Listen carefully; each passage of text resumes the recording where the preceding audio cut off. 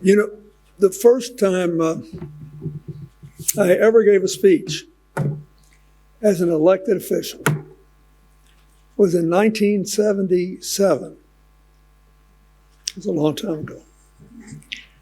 I'd just been elected Attorney General of my home state. I went to this Civic Club dinner 40 miles away. There were 500 people there. We started at 6. All but 3 people were introduced. They went home mad. It was unbelievable. By the time I got up to speak, I was hungry again. And I thought, well, not everybody has talked, but most people have. But everybody has already said what needs to be heard. So I will try to be brief and get Yaka back on schedule.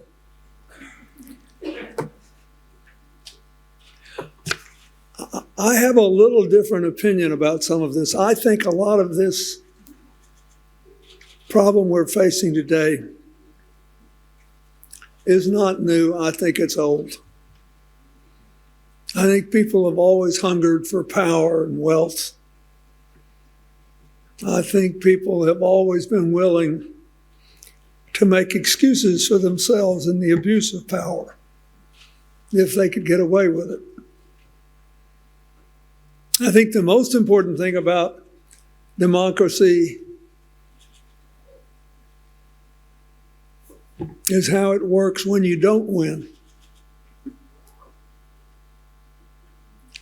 That is, it's a system in which the rule of law is bigger than the rule of will, in which the welfare of the community is greater than the interest of the leader, and in which the passions of the people can be moderated before they're acted on in a not well thought out way. When this great woman started, she was dealing with a Duterte who had said that he was going to kill all these drug dealers on the street. And a lot of mothers wanted him to do it because their children were getting given drugs on the street.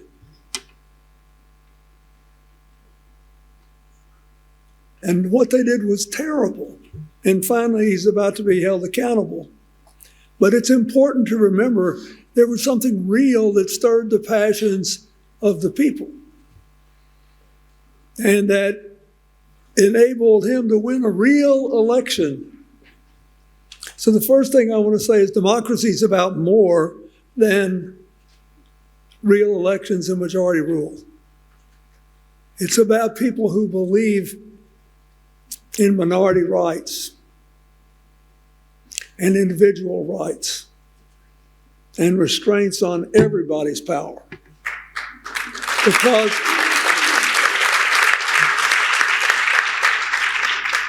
second thing I want to say is it doesn't matter unless you win now and again. That is, we celebrated people here who actually won elections. And it's important. You have to win now and again. Otherwise, nobody pays attention. So I think we need to look at what's going on at this moment. Some of you have said this whole information ecosystem is bizarre. There are people in my country who get all their information off social media, even information that originated in mainstream newspapers or network television shows. Oh, it seems so easy. The problem is, if you believe in democracy, it's hard work. You still have to get people to stop, take a deep breath, and think about where they are in the flow of time and what's really going on. It is not easy. And I remember in the last election, I was going out there doing what I could for my candidate. And these two guys in MAGA hats, who were clearly for Trump, came up and asked if I would take a picture with them. I said, sure. So I'm taking a picture, and this guy said, it was great the way you balanced the budget. We hadn't done it since, not close. And so he said a couple of other nice things, and I said, well, can I make my case for my candidate? And the guy looked at me and smiled, and he said, no, I'm too far gone. But he was honest. He understood that he had been captured by the identity politics which now dominate America. And so at least I had a civilized conversation with him. And I say that because this is going on in every country in the world. Look, a lot of the people that brought Duterte to power were good, decent people that got up every day and went to work and were terrified they couldn't raise their kids in an increasingly lawless and difficult atmosphere. A lot of people's identity is paralyzed by what was considered mandatory social behavior not very long ago.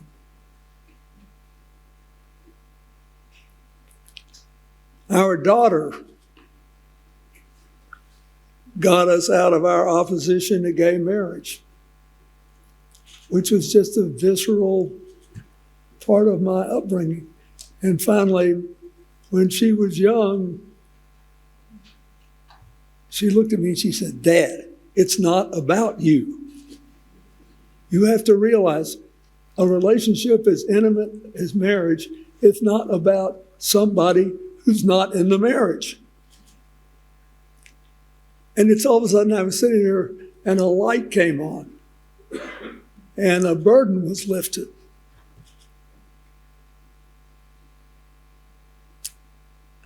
I'm just telling you all this because how you reach these milestones is important. And how you keep fighting is important. And winning is important. You got to win every now and then.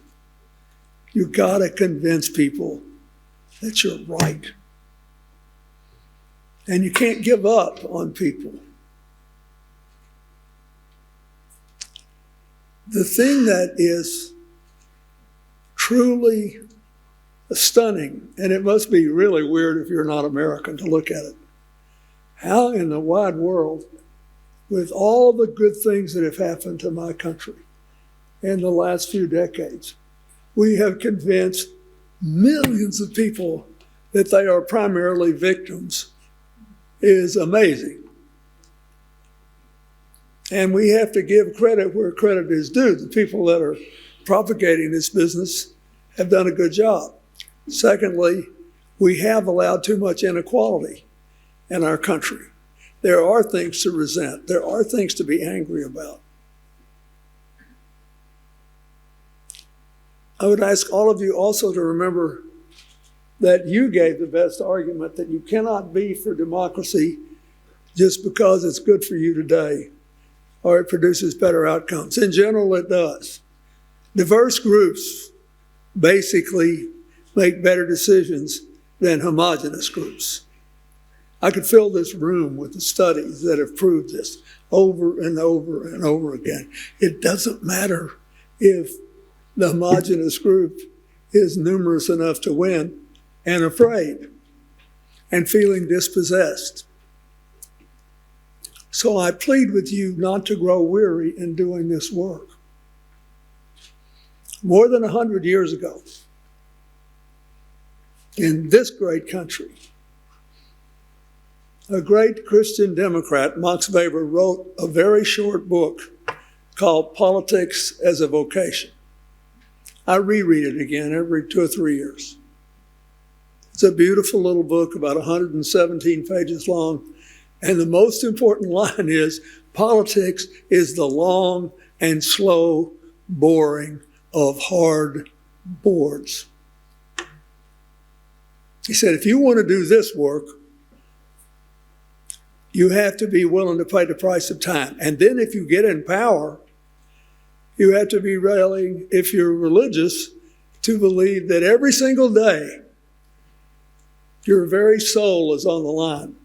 Because to exercise power over another person's life is to assume a role that none of us were born with the wisdom to fully exercise. That's why we have to have restraint. That's why we need the rule of law.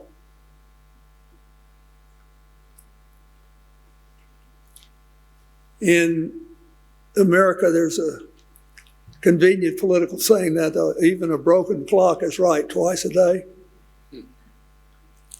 That's true. And nobody's right all the time. The rest of us are fated to live our lives trying to move away from the broken clock model as close to being right all the time as possible. Those of us who believe in democracy realize that the more people who can be part of that endeavor, the more likely the society is to be better off. And now we're fighting this rise in autocracy, where everybody says, oh, I'm so tired, I don't want to think about this anymore. Oh, I know it's unfortunate what's happening in Russia, but oh, what can I do about it? And I really like this macho person who talks tough, acts tough, and relieves me of any of the burdens of thinking about all this stuff. I mean, I have a job to do every day. I got bills to pay. I've got costs to worry about. What do I care? What do I know? That is the person we have to reach in every single nation represented here. Look, I love politics. I had a good time doing it. I lost 2 elections along the way, and I just kept going. I was so dumb I didn't know it wasn't final. And I had a great time. And I was genuinely interested in people. Famous people and just people I ran into. It helps. I love the complexity of economics and scientific decisions we had to make, and I'm glad we sequenced the human genome. And doctor, I hope you can do everything you say, and please hurry up.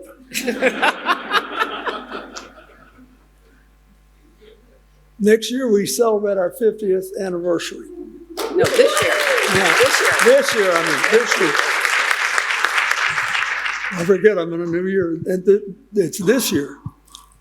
And somebody asked me one day, well, I know it wasn't all easy sailing, so how did you know you were in trouble? What was your early warning system? I said, when Hillary starts going up to total strangers and says, have you met my first husband? That's when I know. So I'm saying this because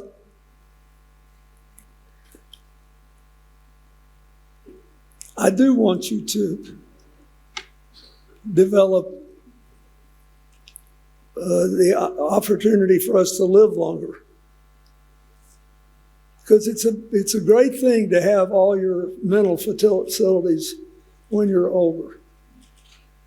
If you can hang around with your brain as well as your body, it's a great thing.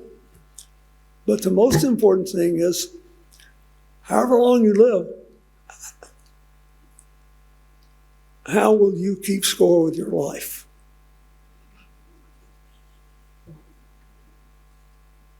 How you keep score determines whether you really care about democracy. How you keep score determines, if you're an Israeli, what you love most about your country.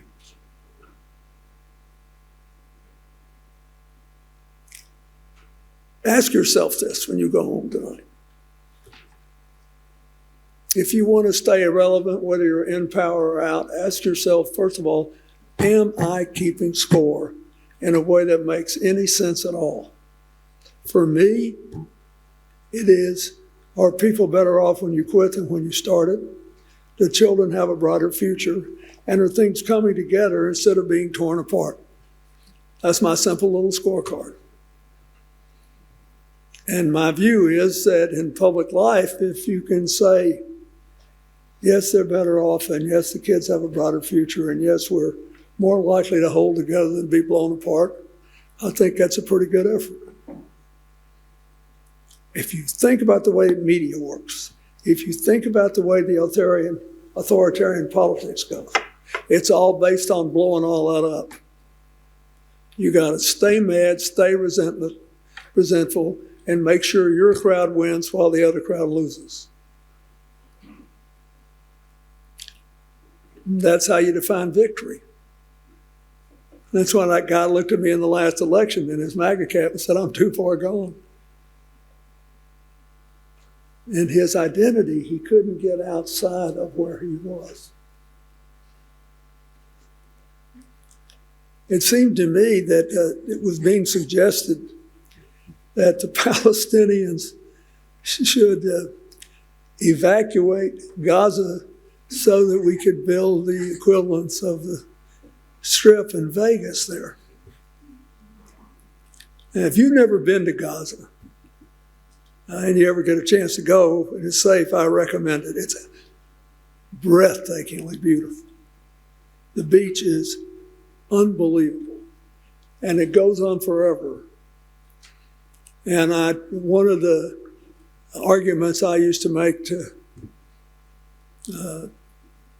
Chairman Arafat is that it would be a source of enormous wealth for a Palestinian state if we could secure it with enough of the West Bank to be respectable and acceptable to the Palestinians. That the beach might be the unbelievable key to the future of a Palestinian state.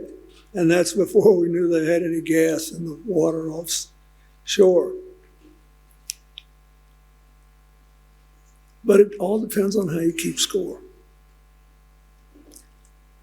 So I will say this, I spent a lifetime trying to help make peace and progress. When the far right started trying to take over America, not through the White House, but through the Congress, many years ago, but I was already out of office. One guy said, one of their spokespeople said, you know, the problem with the first President Bush and his advisors, Colin Powell and Admiral Scowcroft, and President Clinton, is that they were trapped in the reality-based world. They simply did not understand that after the Cold War was over, we had a momentary period where America was the dominant economic, political, and military power in the world. I did understand that. They said, but we should have used it to remake reality. We didn't have to be in the reality-based world. And I heard that and I thought, oh God, this guy's been drinking his own Kool-Aid. So finally a reporter asked me what I thought. Was I trapped in the reality-based world? And I said, you know, I grew up in an alcoholic home. I spent my entire childhood trying to get into the reality-based world. I like it here, and I think I'll stay. But in order to stay, you have to make room for everybody else. In order to stay, you have to value diversity as a source of economic, political, and even personal renewal and enrichment. So if you'll forgive me, I think the whole world's having an identity crisis. but it's not a new one. It's as old as time. It's just all in shiny new clothes of AI. But you can be screwed without an algorithm if you're vulnerable. And if you believe in individual responsibility and freedom and the power of democracy, even on the days you don't win, nobody can take it away from you. Nobody can take it away. So, don't forget, last point I want to make. Nelson Mandela told me the most important thing that happened to him in prison was realizing that the people who put him in jail could take everything from him except his mind and his heart. Those things he had to give away. Don't give them away. We're going to be fine if you keep fighting. Thank you.